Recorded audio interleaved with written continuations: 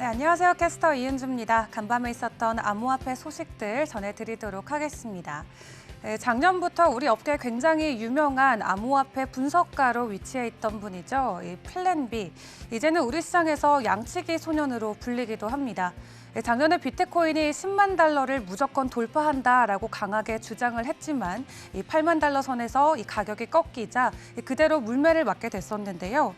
하지만 최근에 비트코인의 가격이 다시 반등하면서 플랜비가 다시 한번 입을 열었습니다. 비트코인의 가격이 200주 이평선 위로 올라서기만 한다면은 강한 강세 흐름으로 이 추세가 완전히 전환될 수 있다라고 긍정적으로 이야기를 했는데요.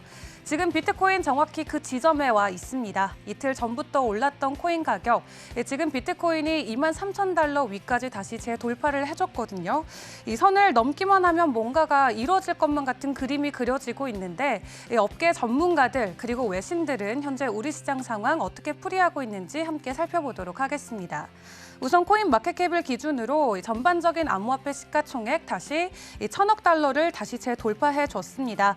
비트코인도 전일 대비 8% 가까이 올랐고요. 전주 대비는 무려 20% 넘게 급등을 했습니다. 현재 가격 23,400불에 거래되고 있는데요.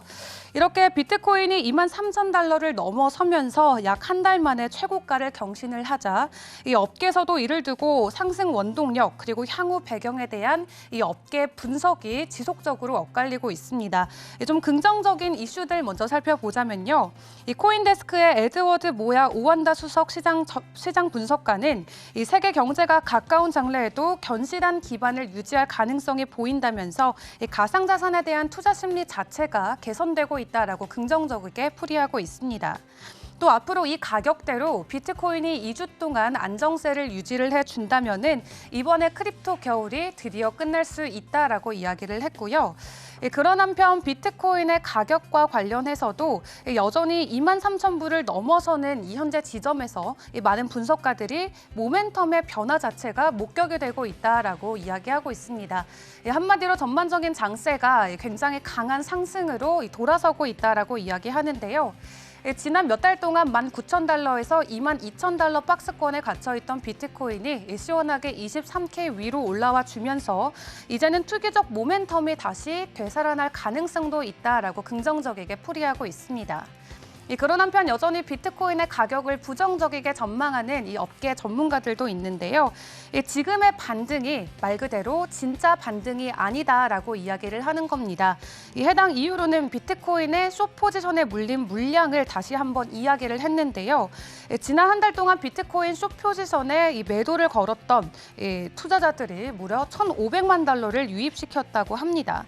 그렇기 때문에 4주 연속 8,800만 달러가 유입이 되면서 사상 최고가를 기록했다라고 하고요.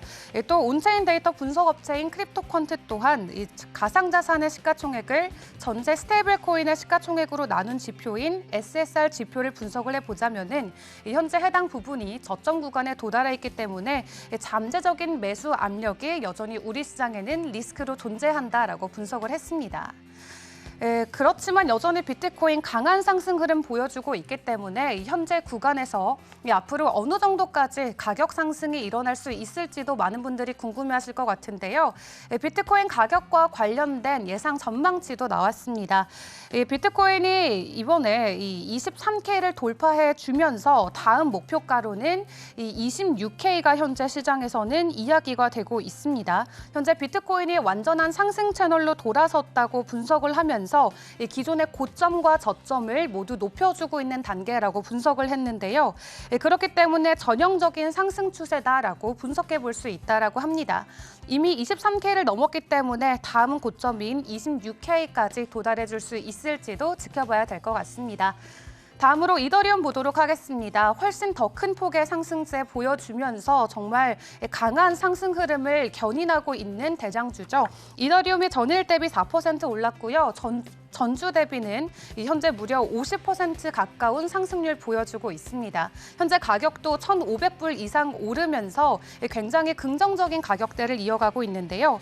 이와 관련해서 암호화폐 전문가 53위는 서베이 조사를 진행을 했는데요.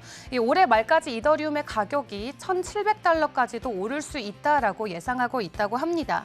이미 1,500불을 넘었기 때문에 1,700불의 고점이 마냥 높게만은 보이지 않는 것 같죠. 그러면서 2030년에는 이더리움의 가격이 14,000달러까지 오를 것이다라고 예상하고 있다 합니다. 그중에 패널들 중에 78%는 이번 이더리움의 가격 상승, 9월 달에 있을 이더리움 메인넷 네트워크 업그레이드가 굉장히 가격적으로도 긍정적인 영향을 끼쳤다라고 분석을 하고 있고요. 그런 한편 이더리움의 투자 수익률이 1년 만에 최고치를 찍으면서 투심이 다시 살아나고 있나라고 봤을 때 데이터에 의하면은 투심은 여전히 부정적이다라는 지표도 나왔다고 합니다. 하지만 가격적으로 굉장히 강한 흐름을 이어가고 있기 때문에 이번 주까지는 이 해당 강세가 이어질 것 같다라고 업계가 분석을 하고 있습니다. 3위와 4위 테더 그리고 USD 코인 있습니다. 큰 변동성 없이 가격 일불이고요. 5위의 BNB도 전일 대비 4%, 일주일 전 대비 20% 넘게 오르면서 현재 가격 270불에 거래되고 있습니다. 리플도 전일 대비 4%, 일주일 전 대비 20% 오르면서 현재 0.37달러에 거래되고 있고요. 에이다도 일주일 전 대비 23% 오르면서 현재 0.5달러 선에 거래되고 있습니다.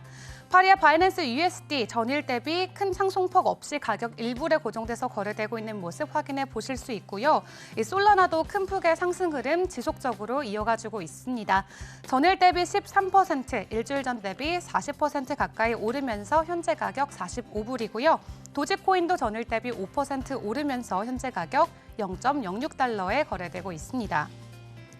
그렇다면 전반적으로 우리 시장, 업계 전문가는 어떻게 예견하고 있는지도 함께 살펴봐야겠죠. 우리 시장을 대표하는 굉장히 긍정론자죠. 갤럭시 디지털의 CEO인 마이크 노보고라츠는 비트코인은 앞으로 5년 안에 이 개당 가격이 50만 달러까지 치솟을 것이고 이것은 변함없는 사실이라고 강하게 좀 예견을 했습니다. 이 비트코인이 가지고 있는 고유의 이 기능 그리고 채택 속도를 고려를 했을 때 향후 5년 동안 비트코인의 가격이 50만 달러에 가는 것은 결코 이상한 것이 아니다라고 이야기를 했는데요. 비트코인의 가격이 50만 달러까지 치솟게 됐을 때 또 아래 따라오는 알트코인들의 가격 상승은 어떻게 될 수 있을지 또 기대하는 목소리도 나와주고 있는데요. 이 해당 부분과 관련해서는 또 개인적인 의견이기 때문에 투자에는 참고하셔야겠습니다. 또 전반적인 글로벌 이슈들도 살펴보도록 하겠습니다. 다시 암호화폐 가격적인 강세가 이어지면서 전 세계 곳곳에서 또 암호화폐를 도입하려는 시도들도 많이 포착이 되고 있습니다. 특히 프랑스의 최대 은행인 BNP 파리바가 이 암호화폐 업체와 파트너십을 맺고 커스터디 분야에 진출한다고 하는데요. 많은 대형 은행들이 암호화폐 커스터디에 진출을 하고 있기는 하지만 이렇게 보관 자산 규모가 큰 13조 달러, 한국 돈으로는 무려 1경이 넘는 돈이라고 하거든요. 이 정도 규모의 대형 은행이 암호화폐 대출, 파생 상품 소식에 진출한다는 소식이 우리 업계에는 또 큰 호재로 작용이 되고 있고요. 다만 BNP 파리바와 메타코 모두 이 해당 파트너십에 대해서 확실한 사실관계는 확인하지 않고 있다라고 합니다. 조금 더 시간을 두고 지켜봐야 될 것 같고요. 국내 은행권 같은 경우도 이 해당 커스터디 시장에 진출하기 위해서 이 금융권에 허용을 해달라라고 건의를 한 것으로 밝혀졌습니다. 이와 함께 업종 제한 없이 자기 자본 1% 이내의 투자도 허용해달라라고 이야기를 했다라고 하는데요. 현재 우리나라에서는 은행법을 비롯해서 각종 금융업법이 금융회사의 부수 업무 범위를 포지티브 방식으로 규제를 하고 있습니다. 말 그대로 금융회사가 부수적으로 할 수 있는 영업 범위를 정부가 직접 정해주는 방식으로 진행하고 있는 건데요.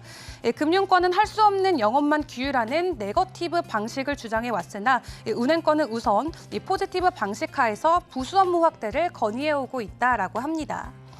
또 그런 한편 금융위는 가상자산 특유를 신설한다라고 합니다. 이르면은 이번 달 안으로 출범이 될 예정이라고 하는데요.